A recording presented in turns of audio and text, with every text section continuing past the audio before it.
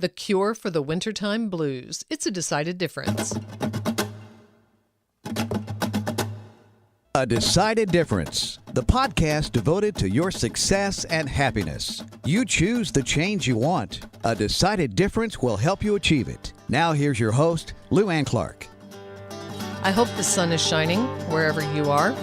I'm grateful that the sun came out here today because it has been gray and wet and cold for days and days and days. Sometimes it feels like winter is never going to end. Or as the internet meme says, it literally feels like it's January the 74th. Long periods of darkness can cause human beings to develop a case of the blahs or even the blues. Lack of sunlight in wintertime can make us feel grumpy and out of sorts. Many people find that their anxiety levels also go up when the days are gray. And if the weather is damp and chilly or wet or cold or worse, anxiety tends to get worse.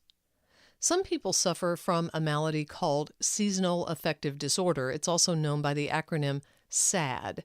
It happens during the winter months and is known as wintertime depression. When daylight hours are short and the daylight that is available is dimmed by cloudy skies, the result can be seasonal depression. Even if you don't meet the criteria for a diagnosis, you may find yourself with a case of the winter blues. Even though I don't have seasonal depression, I know that my moods are adversely affected by a lack of daylight. I don't like to admit that something as basic as the weather can have a profound effect on how I feel. There's a part of me that feels embarrassed about it. Am I just emotionally immature? A weakling who allows the weather to dictate my moods? Be aware that if you share my embarrassment about letting the weather make you feel bad, telling yourself you should not feel that way is probably just going to make you feel worse. And why beat yourself up about it when it's far easier to choose a physical workaround, like going to a brighter environment?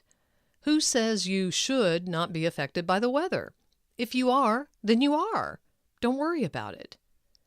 I think modern humans are sensitive to their physical surroundings because the humans who were alert to the things going on around them many years ago were the humans who did not get eaten by predators. They got to stick around long enough to pass on their genes and to become your ancestors. The sensitivity to your surroundings is encoded in your DNA, and it can be helpful. If you are aware that the environment can affect you, you can take appropriate steps to counteract any negative impact. If I'm aware that the physical environment may be affecting my emotions, I can be more proactive in finding effective ways to soothe myself and lift my mood.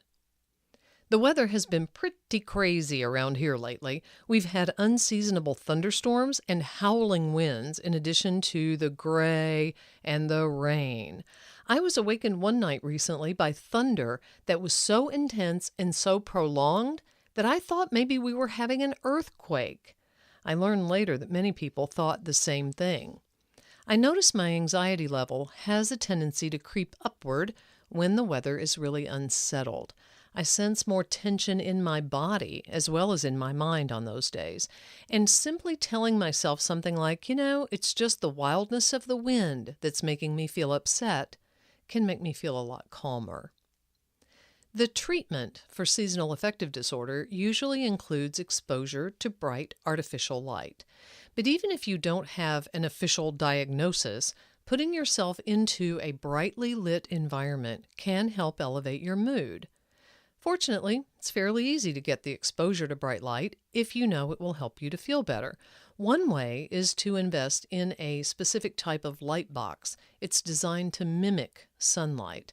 The prices vary widely, and you can spend really as much as you want to, but you can get a small desktop model for a pretty modest price. You don't have to buy a special light and sit in front of it each morning, though, in order to benefit from increasing the amount of light you experience. Pay attention to the level of light in the places you go to frequently. I know of 2 places that reliably brighten my mood because of their brightness level. One is the athletic club where I go to work out regularly. Yes, exercise can also bring your mood up, but this building is very well lighted. It has a bright white ceiling, and I feel better just walking in there. The other place is a big box store where I shop frequently. The floors, walls, and ceiling are all a bright white, and the store's lighting bounces off all those surfaces rather than being absorbed by them. By contrast, one of that store's competitors features gray floors and gray ceilings, and that's one of the reasons I don't like to go in there. It's just too dark. I had one of the big light boxes, but I wasn't using it, so I gave it to my older daughter. As you might expect, she does not identify herself as a sufferer of seasonal depression. But when she focuses on the negatives of winter and how much she dislikes the season, she can drag her own mood down. She uses the light box regularly as a mood booster. And I'm intrigued by the fact that her cat and dog also gravitate to it. In addition to using the light, she has decided to deliberately construct a more positive attitude about the winter season. She views it as a part of a cycle of growth and rest. She says there are a number of traditions around the world that consider winter to be a dream time. And although she obviously can't hibernate, she can choose to rest more, snuggled up with her partner and their pets, making plans and gathering strength for the more active season to come. You can change your attitude and your approach as well, and you can choose to use physical means to make yourself feel better. If an overcast day is putting a damper on your mood, you can turn on every light in your house.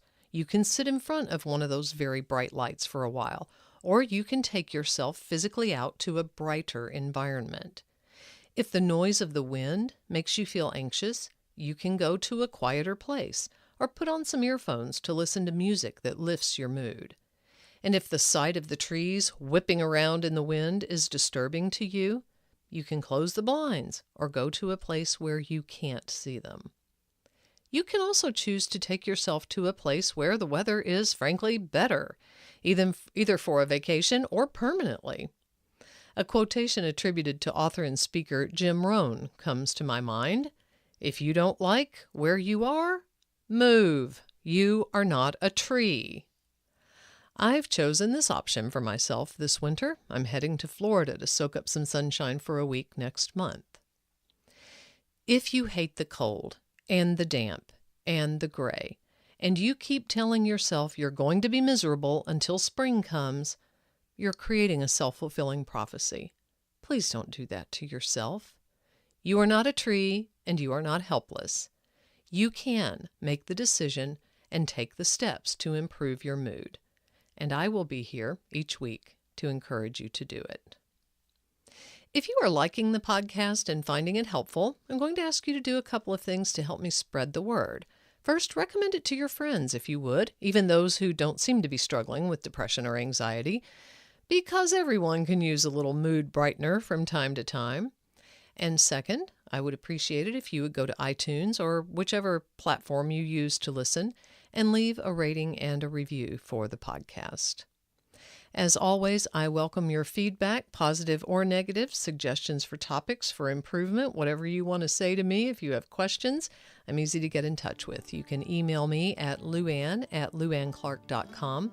You can send a message to A Decided Difference on Facebook, or you can use the contact form at decideddifference.com. I hope you have sunshine in your heart this week, and I hope you remember the world doesn't change. You do.